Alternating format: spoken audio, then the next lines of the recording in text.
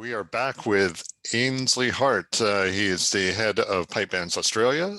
Thanks, Ainsley, for taking the time once again. So we thought, post-pandemic, I know that Australia at this point in time is going through a little bit of a resurgence with lockdown, with the COVID situation. But let's look ahead. Post-pandemic, do you think associations will need to change their traditional role? Yeah, look, firstly, I think it depends on what the traditional role is. But given that the environment is changing so rapidly, even pre-pandemic, the environment sort of has changed, as we touched on in part one. Whereas, those traditional roles of contest promoters are certainly diminishing. Post-pandemic, that's only going to accelerate because, in this intermediate phase when promoters are not knowing how many people can get through the gate and things like that, it's going to make it much more uncertain. So the whole dynamic of what the association does really has to shift. But people's expectations on the associations, I think now are much higher. They're expecting a high degree of skill and expertise, and they want us to provide good sound management moving forward. Mm-hmm. And there's been a lot of talk, over the pandemic, a lot of action too, of keeping members engaged, a shift towards teaching and with some associations, and certainly online competitions, which I think has brought into question kind of, what their priority is as organizations. Most of these associations, their first priority, at least on paper, is promoting piping, drumming, and pipe bands. For the modern era, should that be their first priority moving forward? I'd have to say no. I think going back on what I said before, I think to me the number one priority has to be the environment.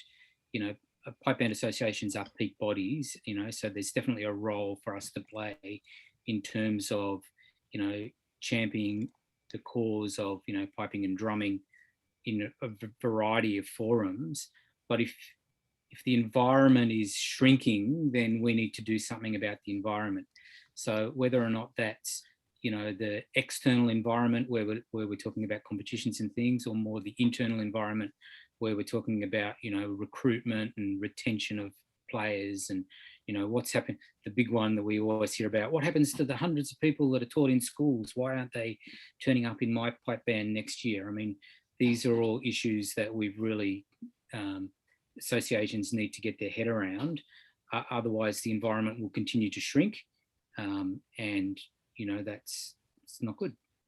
Yeah, it's always intrigues us that it's kind of the rare person who continues in competitive piping and drumming, past their 50s, let's say, and there's an incredible amount of attrition that goes on that goes kind of unnoticed. Are you planning to do any kind of looks at how to fix that problem, how to retain people as well as attract people? Look, it's a conversation that we have all the time, and it's definitely, we've got a national conference coming up in a couple of months' time, and it's definitely on our agenda as one of the major discussion points.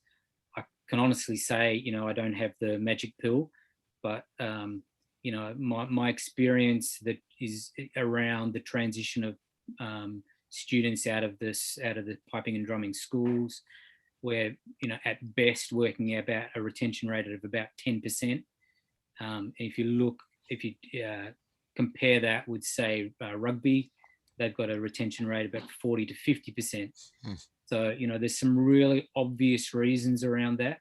In terms of a lot of the students that play rugby, for example, go to universities. All the universities have rugby clubs attached to them, but none of the universities, certainly in New South Wales and in most places around, there's a couple of exceptions, but in most places around Australia, there isn't the corresponding band that sits alongside those universities. So if you're not making it easy for these people to continue, then they just drop off.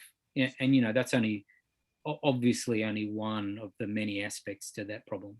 Yeah, it's an interesting kind of situation, and I think, one of those silver linings that we always like to talk about of the pandemic is, being able to consider some of these issues while we have the time to think about it, under the situation. Yeah, Which kind of leads us, you're obviously a young man.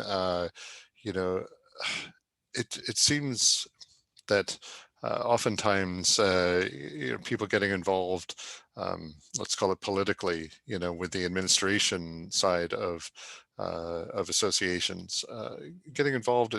People often will wait until they're retired, let's say, before they become involved. Do you think there's room for, active pipers and drummers more often to be involved with their association?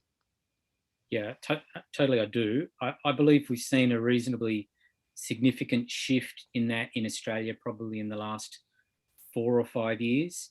Um, and we've got quite a young committee, national committee in Pipe Bands Australia. But I look around the branches, and there's definitely an influx of younger people. And I think the mindset of a lot of them is that you know, they can't just be throwing grenades in from the sideline. They've got to be getting in there and explaining what their problems are, explaining what they see, and jumping in boots and all and helping fix that. I Hmm. definitely see that. I see that with, again, I see the people that work at schools across the country. There's quite a number of them are more active around the committee tables now, and that's I see that as a really positive thing. Yeah, yeah. Oftentimes there seems to be a disconnection. I mean, when we talk about communications, the way that people have been communicating via the internet, how that's evolved so quickly over the last 10, 15, 20 years. There's a detachment often at the on the executive side with associations, and not understanding how that works and the needs and expectations of the modern kind of the younger piper drummer today. Uh, Yeah, yeah.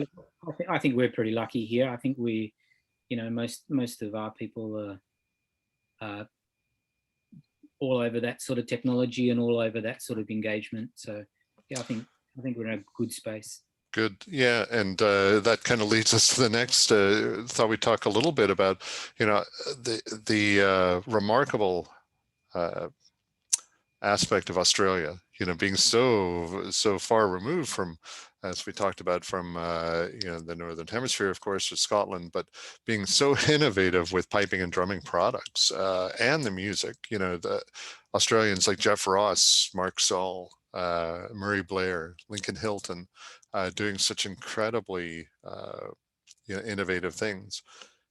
Why is this with with us, Australia? Do you have any thoughts about that? Well, well, I do, but probably not from the perspective of the president of the Pipe Bands Association, more just as a casual observer. Um, and you see the detachment, from the mothership. I think that creates a situation where you're probably without a lot of the more conservative constraints that you see around Scotland. For example, you don't spend your time making sure you're learning your 3 silver medal tunes every year, and you can be off, writing tunes like 400%, Lincoln Hilton, that sort of stuff. Um, but also, if you're not around the mothership again, then sometimes you just need to innovate. You don't see the impediment to innovate, and the people that you've described there, they're definitely leaders, aren't they? Yeah, it is. We'd love to delve into that way more, about that, the phenomenon really of Australian innovation. And it sounds like it's sort of translating into the direction of Pipe Bands Australia and other associations across Australia.